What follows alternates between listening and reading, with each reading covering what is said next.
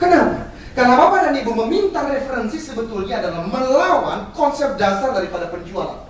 Karena selling dari dulu sebetulnya kata dasar daripada selling artinya adalah giving and serving. Memberi dan melayani. Selling arti katanya giving and serving. Bapak dan Ibu sama-sama dengan saya katakan giving and serving. Nah Bapak dan Ibu, apa itu? Itu artinya adalah saya punya hubungan dengan Ibu Aini. Lalu kami bertemu dalam pertemuan seperti ini. Dan Ibu puas dengan, let's say, training yang saya berikan. Kalau Ibu Aini puas, lalu saya mengatakan, Ibu, kan Ibu punya teman-teman dekat nih, nasabah-nasabah kan, tolong dong Bu referensikan saya. Itu yang dilakukan oleh cara lama. Waktu saya meminta Ibu Aini mereferensikan saya sedang melawan arti sales yang sebenarnya. Karena seharusnya aku hadir untuk melayani Ibu. Ketika saya minta Ibu untuk mereferensikan saya kepada orang lain, yang sedang kulakukan apa? Meminta Ibu melayani saya. Ini adalah cara yang salah. Jadi harus bagaimana? Kan saya butuh referensi. Nah, ini dia pertanyaan. Survei membuktikan Bapak dan Ibu, referensi hanya 2% pernah diberikan di seluruh dunia karena Anda meminta. Saya ulangi. Referensi yang Anda terima 2% diantaranya dalam survei Anda terima karena Anda meminta. 98% referensi diberikan bukan karena Anda meminta, tapi karena ada orang yang engage dengan Anda. Dan tanpa Anda minta, ternyata menjadi seorang advocacy marketer Anda yang mereferensikan Anda kepada orang lain. Caranya bagaimana? Contoh kembali Ibu Aini. Ibu Aini lagi makan siang bersama dengan seorang sahabat, atau makan siang dengan seorang nasabah perusahaan yang sangat besar.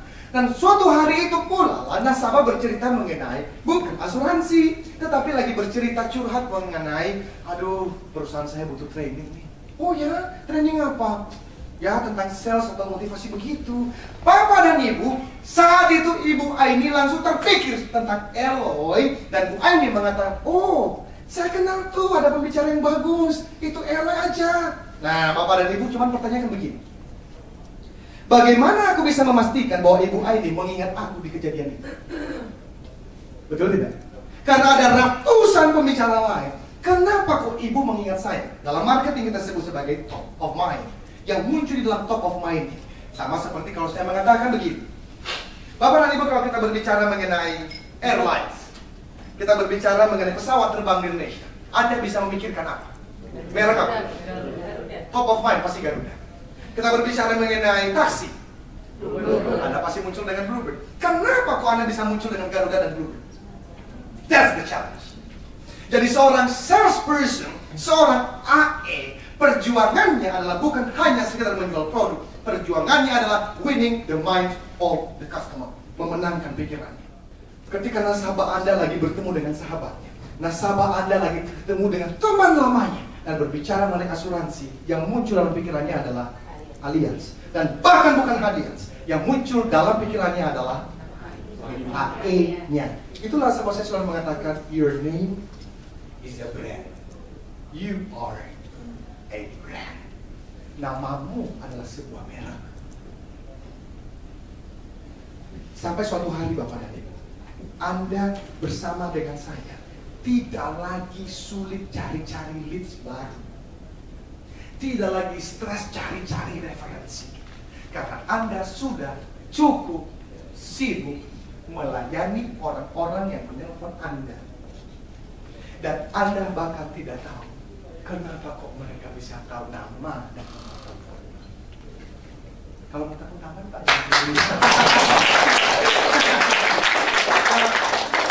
Bapak dan Ibu, di dalam pikiran Anda ketika saya mengatakan ini, mungkin ada yang ngomong begini, kamu gampang jawab ngomongnya, gitu ya. Tenang, karena kita nanti akan menjawab mengenai itu. Tetapi yang paling pertama dulu adalah di dalam rave seller, Pak, sampai hari yang datang Anda bisa menemukan katakan, I am a rave sales person. Saya seorang rave seller. Artinya apa? Bukan hard selling, bukan consultative selling bahkan. Dan nanti setelah kita break, kita akan berbicara apa ya? Ada 10 perbedaan dan ada di makalah Anda, nanti kita akan bahas. Nomor 10. Bisa. Oh, bisa. Enggak. Oh bisa ya. Luar biasa ya. Rasanya kok semua bisa ini ya. Oh ya. Tadi Pak Yudi yang 4B kayaknya pun setelah ngikut dengan teman-teman, kita coret aja yang ini Pak ya, kayaknya batalin aja ya. Bisa semua kayaknya. Bisa. Jadi kalau semua bisa seperti ini, itulah yang namanya Rave Salesperson. Tapi kok kalau mau jujur nih, tidak selalu konsisten juga sih kita melakukannya ya. Ada apa? Kok kenapa begitu ya? Padahal konsistensi itu adalah yang paling penting di dalam membangun customer engagement. Nah, betul. Kita pun masih berbicara mengenai hukum Pareto, bukan? Karena pada ibu, kalau Anda punya 20 klien, nggak mungkin Anda bisa lakukan semuanya kepada 20 itu. Waktunya habis. Benar tidak? Jadi kita bicara yang mungkin dan lebih mungkin lagi Pareto. Pareto itu apa? 20%. 20-80. Ya. 20-80 itu adalah ini. Oke? Bapak dan Ibu, ada yang namanya klien yang untungnya besar. Artinya perusahaan besar, karyawannya banyak dan mudah dipuaskan. Ketemu dengan ownernya aja bisa, ketemu CEO-nya gampang. Kan ada perusahaan, dibilang ketemu dengan direkturnya aja mesti nunggu sampai bertahun-tahun ya. Kan ada, tapi ada perusahaan entah kenapa Anda kok kayaknya lagi beruntung atau apa nggak ngerti, kok kayaknya lancar itu loh. Pernah nggak ada paling benar? Ada kan? Nggak tahu kenapa dibilang mukanya ganteng, biasa-biasa aja juga, cuma kok bisa dapat gitu loh. Nah, itu adalah dapat yang namanya untungnya besar, gampang dipuaskan, nggak neko-neko. Tapi ada Pak, untungnya besar, Pak mintanya macam-macam. Itu Pak dia pergi ke airport, pasportnya lupa. Malah kita ini suruh ngambil ke rumahnya bawa ke airport Pak. Orang peserta seminar saya pernah mengalami Pak, dan ini namanya sulit dipuaskan. Nuntut terus, komplain terus, tapi Pak untungnya gede. Ada nggak yang seperti itu? Ada. Nah, ada juga untungnya kecil Pak, tapi mudah dipuaskan. Iya, karena dia tahu diri. Ada orang yang tahu diri Pak, dia ngomong gini, alah udahlah, gue juga cuma transaksi cuma segitu doang. Tahu diri dia. Ada orang yang ya itu Pak, untungnya kecil, ribet bener nih orang. Ada nggak sih kayak gini? Malah mati. Iya, karyawan yang cuma seupil ya, bujuk dah, dia mintanya macam-macam. Ada Pak. Nah, Bapak dan Ibu yang kita katakan sebagai rave selling, kami sih nggak berharap Bapak Ibu lakukan kepada. Karena kalau Anda punya klien 20, apalagi kalau udah senior bisa sampai 50 kan tuh, bener gak? Kita nggak bisa tuh semuanya dikategorikan ya Bu, dikategorikan Pak. Yang ini udah Pak, biarkan kompetitor Anda aja yang ngurusin.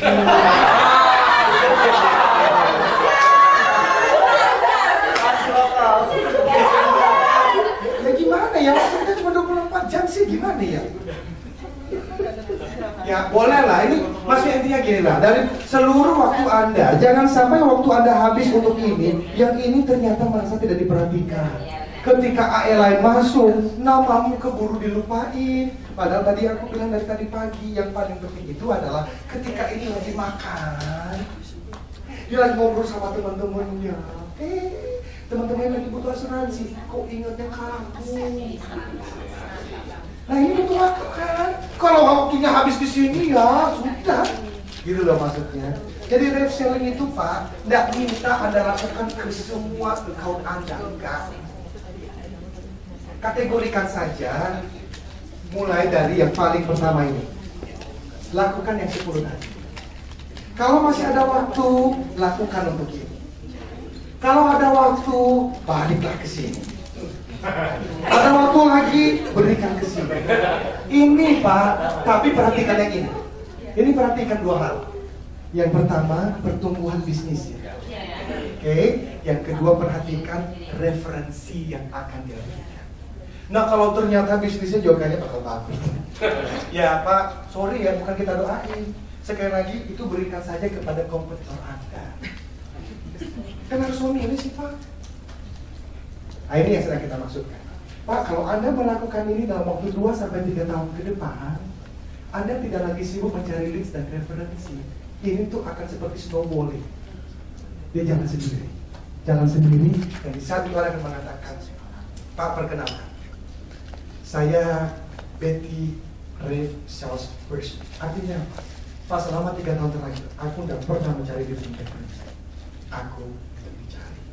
Itu yang sedang kita perjuangkan. Dan, nah waktu itu Pak Anda mungkin udah nggak di Allianz. Nah, saya ngomong apa adanya. Loh, masa Anda mau mati di sini sampai mati? Bisa jadi. Bisa jadi. Gua berharapnya begitu. Ya tapi kan kita ngomong jujur Pak. Sebagian dari Anda nggak sampai mati sih di sini. Ada juga sih yang di sini. Tapi bagi Anda yang tidak di sini lagi, Anda sudah melakukan ini Pak. 25% dari nasabah Anda. Kalau Anda betul-betul jadi reseller, Anda bawa di tempat yang baru. Itu hasil surveinya. Seorang reseller, dia pindah ke tempat lain. Biasanya dia membawa 25% dari nasabah. Kenapa? Karena attach banget dengan kita. Nah itu memang akhirnya perusahaan jadi takut tuh. Nah karena itu perusahaan pun juga harus memberikan yang terbaik kepada AE-nya. Supaya apa? Engaged.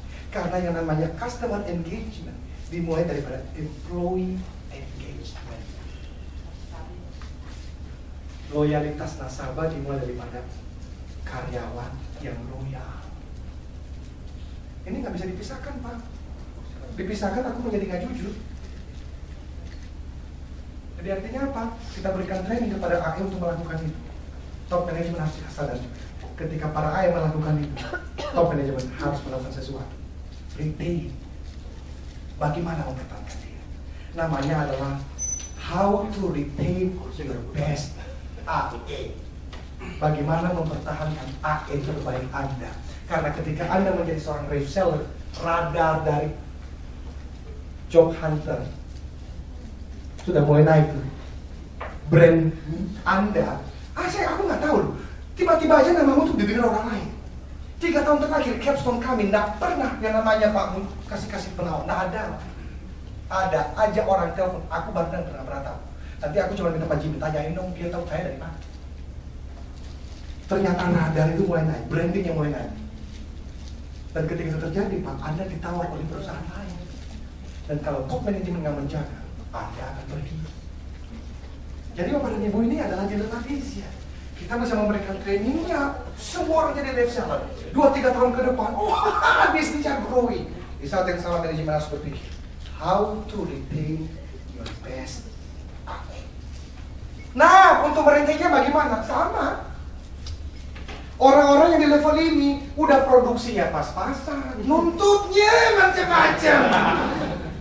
Pak, ini mah biarin aja dia ada komentar Pak. Sama, ilmunya sama.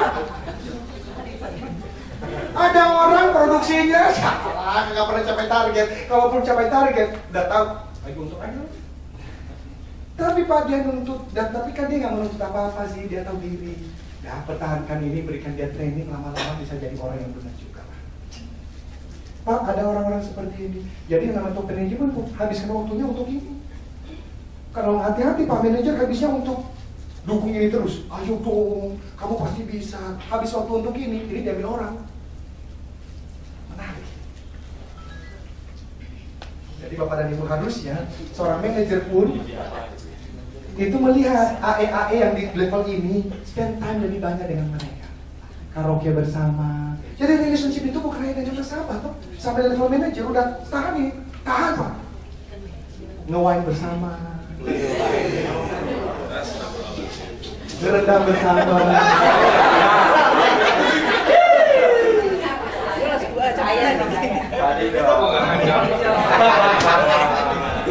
Oke? Bapak dan Ibu, yang kita bicarakan hari ini, apakah ada pertanyaan sebelum kita bubar? Sebetulnya masih banyak hal yang kita bicarakan ya Pak, tapi buat apa banyak-banyak? Jalankan dulu ya. Tidak ada rocket science di dalam sebuah kesuksesan. Yang ada adalah konsistensi melakukan. Halo, nama saya Betty dari PT Alliance Life Indonesia. Saya sebagai sales atau account eksekutif dari perusahaan ini. Manfaat positif yang saya terima setelah mengikuti seminar motivasi sih bagus banget, terinspirasi banget juga gitu kan, karena saya bilang sih motivasi yang dari Pak Eloy ini nggak biasanya, lain dari motivator yang lain gitu, karena biasanya kalau di motivator yang lain tuh mereka hanya berbicara mengenai sales yang kamu bisa dan segala macam gitu. Cuma bedanya kalau Pak Eloy itu dia mengupas segala sesuatunya gitu. Bahkan dari yang diri sendiri, bagaimana kita jujur terhadap hati nurani kita untuk menuntun kita untuk melakukan segala sesuatu dengan benar gitu kan. Ditambah dengan value yang positif. Untuk melakukan segala sesuatunya yang terbaik, ditambah juga dengan kematangan spiritual gitu. Jadi menurut saya di sini Pak Eloy tidak hanya memberikan motivasi kepada saya sebagai pekerja, namun memotivasi saya untuk melakukan yang terbaik sebagai individu gitu. Karena kalau saya sudah baik secara individu, otomatis pekerjaan ataupun apapun yang saya kerjakan itu pasti hasilnya nggak sekedar good tapi great gitu. Jadi buat saya Pak Eloy sangat menginspirasi sekali, dan pasti bisa menginspirasi semua orang, dan saya yakin juga siapapun yang terinspirasi pasti akan mengalami perubahan yang luar biasa.